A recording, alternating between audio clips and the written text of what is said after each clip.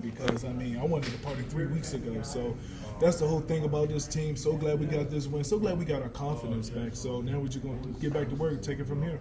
What's the last week been like?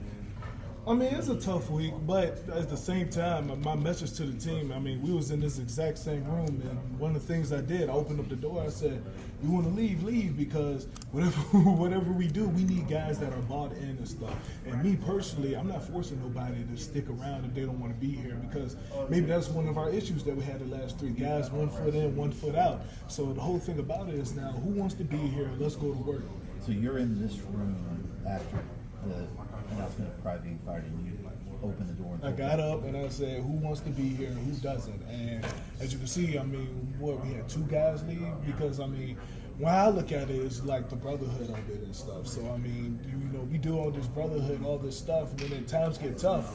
What do you do at the same point? And I like going back to your question, how do you approach the week? You approach the week by saying, okay, we're 0-3, your coach got fired.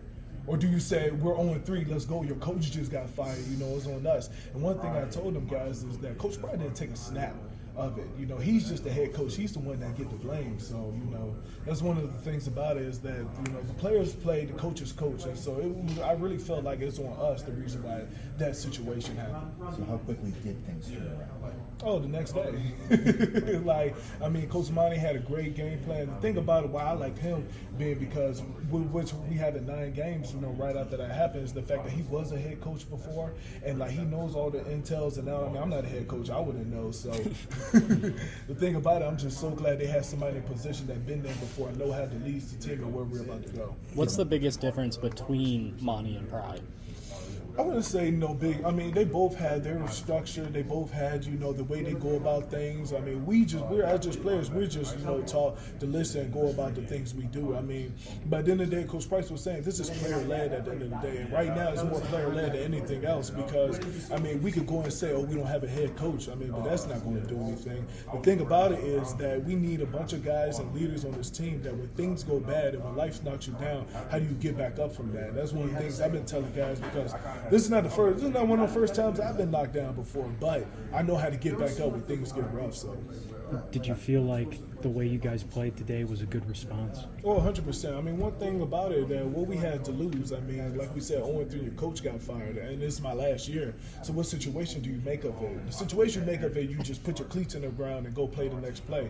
And that's one of the things I've been telling these guys, man, is you got to see it through. And see it through don't mean, you just see it through, go hit the portal. Now, seeing it through is to see what happens or see what God has for you and stuff. And so that's been my message to the team.